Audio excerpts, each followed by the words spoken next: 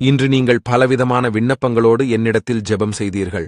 என் குழந்தைக்கு உடல்நிலை நன்றாக வேண்டும், என் மகளுக்கு திருமணம் நடக்கணும், எனக்கு ஒரு குழந்தை பாக்கியம் வேணும், என்னுடைய கணவருக்கு சுகம் வேணும், என்னுடைய மகனும் குடிப்பழக்கத்திலிருந்து விடுதலையாக வேண்டும், நான் இந்த கடன் பிரச்சனைகளில் இருந்து விடுதலையாக வேண்டும் என ஏதோ ஒரு விண்ணப்பத்தோடு நீங்கள் காத்திருக்கிறீங்க.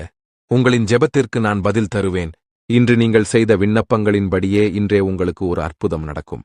நீங்கள் துக்கத்தோடு என்னிடத்தில் ஜெபம் செய்தீர்கள், அதனால் உங்களுக்கு ஒரு சந்தோஷமான காரியம் காத்துக் கொண்டிருக்கும். உங்களுக்கு வேதாகமத்திலிருந்து ஒரு உதாரணத்தை சொல்லுகிறேன். 100க்கு அதிபதி என்ற ஒரு 100 போர் வீரர்களுக்கு அதிபதியான ஒருவன் என்னிடத்தில் வந்தான். அவன் ஒரு விண்ணப்பத்தோடு என்னிடத்தில் வந்தான். அவன் என்னை நோக்கி, ஆண்டவரே, என் வேலைக்காரன் வீட்டிலே திமிர்வாதத்தினால் பாதிக்கப்பட்டு கொடிய வேதனைப்படுகிறான். அதனால் அவன் சுகமாக ஒரு வேண்டுதலோடு உங்களிடத்தில் விண்ணப்பம் செய்கிறேன்.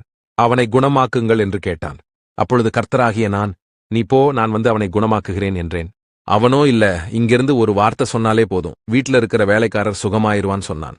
உடனே எனக்கு ரொம்ப ஆச்சரியம், இவ்வளவு பெரிய விசுவாசமான அதிகாரியா என்று சொல்லி, சரி நீ போகலாம், நீ விசுவாசித்தபடி உனக்கு ஆக கடவுது என்றேன். அங்கே வேலைக்காரன் குணமானான். இந்த 100க்கு அதிபதி தன்னை நேசிப்பதைப் போல தன் வேலைக்காரனை நேசிக்கிற அன்பை நான் கண்டேன். நீங்கள் அப்படி நேசிக்கிறீங்களா? உங்க மாமியாரை உன்னுடைய தாயை நேசிக்கிற மாதிரி உங்களால நேசிக்க முடிகிறதா? உன் மருமகளை உன்னுடைய சொந்த மகளைப் போல் நேசிக்க முடிகிறதா? அதற்கு நீங்கள் உன்னிடத்தில் அன்பு கூறுவதைப் போல பிறனிடத்திலும் அன்பு கூற வேண்டும். அன்பு இல்லாவிட்டால் நீங்கள் தேவனாகிய என்னை அறிய முடியாது. தேவனாகிய நான் அன்பாகவே இருக்கிறேன். இந்த அன்பு இல்லாவிட்டால் சமுதாயத்தில் பிரச்சனை, குடும்பத்துல பிரச்சனை, வேலை செய்கிற இடத்துல பிரச்சனை, அண்ணன் தம்பிக்கு கிட்ட பிரச்சனை, எல்லா விதமான பிரச்சனைகளும் வந்துகிட்டே இருக்கும். நான் சொல்லுகிறேன், அனைவரிடத்திலும் அன்பு செலுத்த வேண்டும். மேலும் யாவருக்கும் செலுத்த வேண்டிய கடமைகளைச் செலுத்துங்கள். எவனுக்கு வரியை செலுத்த வேண்டியதோ அவனுக்கு வரியையும், எவனுக்கு தீர்வையை செலுத்த வேண்டியதோ அவனுக்கு தீர்வையையும் செலுத்துங்கள். எவனுக்கு பயப்பட வேண்டியதோ அவனுக்கு பயப்படுங்கள். எவனை கணம் பண்ண வேண்டியதோ அவனை கணம் பண்ணுங்கள். ஒருவரிடத்தில் ஒருவர் அன்பு கூறுகிற கடனே அல்லாமல் மற்றொன்றிலும் ஒருவனுக்கும் கடன்படாதிருங்கள்.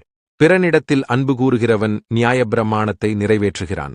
எப்படியென்றால், விபசாரம் செய்யாதிருப்பாயாக, கொலை செய்யாதிருப்பாயாக, களவு செய்யாதிருப்பாயாக, பொய்ச்சாட்சி சொல்லாதிருப்பாயாக, இச்சியாதிருப்பாயாக என்கிற இந்த கற்பனைகளும் வேறே எந்த கற்பனையும், உன்னிடத்தில் நீ அன்பு கூறுகிறது போல பிறனிடத்திலும் அன்பு கூறுவாயாக என்கிற ஒரே வார்த்தையிலே தொகையாய் அடங்கியிருக்கிறது. அன்பானது பிறனுக்கு பொல்லாங்கு செய்யாது. ஆதலால் அன்பு நியாயப்பிரமாணத்தின் நிறைவேறுதலாயிருக்கிறது. ஆதலால் நீங்கள் புரிந்து கொள்ள வேண்டியது, அன்பு உங்களுக்கு நல்லதை உண்டு பண்ணும்.